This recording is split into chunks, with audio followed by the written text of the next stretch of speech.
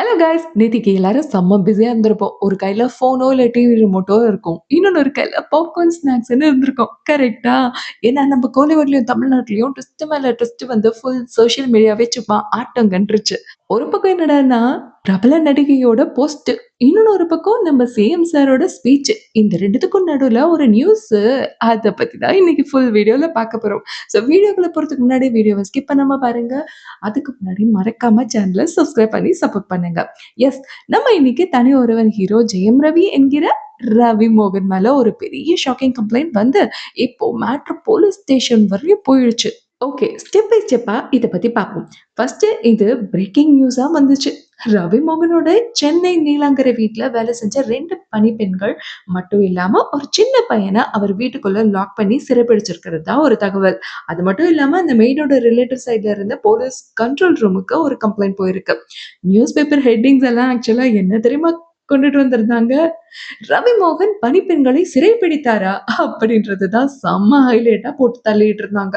Contest ஆக்சுவலா என்னன்னா, அந்த வேலைக்கார பெண்கள் வீட்டுக்கு திரும்ப வரல அப்படின்னு சொல்லிட்டு அவங்களோட ரிலேட்டிவ்ஸ் டென்ஷன் ஆகி போலீஸ் ஸ்டேஷனுக்கு போயிட்டாங்க.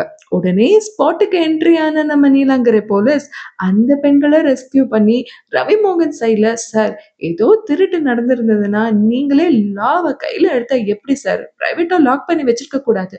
கம்ப்ளைண்ட் இருந்தா ஸ்ட்ரெயிட்டா வந்து எங்க போலீஸ் ஸ்டேஷனுக்கு கம்ப்ளைண்ட் பண்ணியிருக்கலாம்ல" அப்படின்னு அட்வைஸ் பண்ணியிருக்காங்க. ஷப்பா! ஆக்சுவலி அங்க தான் ட்விஸ்ட்டே நடந்துச்சு. மேட்ரு அதோட முடியல. ட்விஸ்ட் மேல ட்விஸ்ட்டுன்னு ரவி மோகன் சைட்ல இருந்து அடுத்த ஒரு பெரிய லீகல் பாம்ப தூக்கி போட்டாங்க. அது என்ன ஆச்சுன்னா, ரவி மோகன் டைரக்ட்டா நீலாங்கரை போலீஸ் ஸ்டேஷன்ல ஒரு அஃபிஷியல் தெஃப்ட், அதாவது திருட்டு கம்ப்ளைண்ட்ட ஃபைல் பண்ணிட்டாரு. அவரோட சைட் ஸ்டேட்மெண்ட் என்னன்னா, "நான் யாரையும் இல்லீகலா ஜெயிலலாம் போடலப்பா.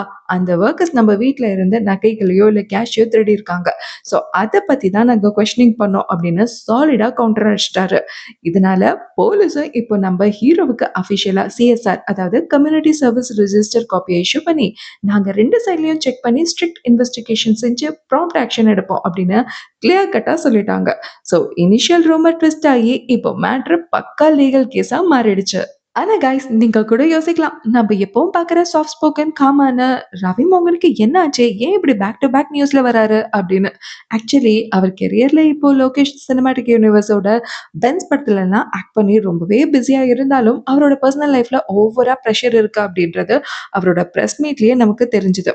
அவரோட எஸ்ட்ரேஞ்ச் வைஃப் ஆர்த்தி ரவி கூட நடக்கிற separation case, court legal battle and social மீடியால நடந்த ரிலன்ட்லெஸ் சைபர் புல்லிங் காரணமாக அவரு, "எனக்கு டிவோர்ஸ் செட்டில்மெண்ட் ஆகுற வர நான் ஆக்டிங்கே பண்ண மாட்டேன். மென்டல் பீஸே போச்சு" அப்படின்னு ரொம்ப பிரேக் ஆகி பேசியிருந்தாரு.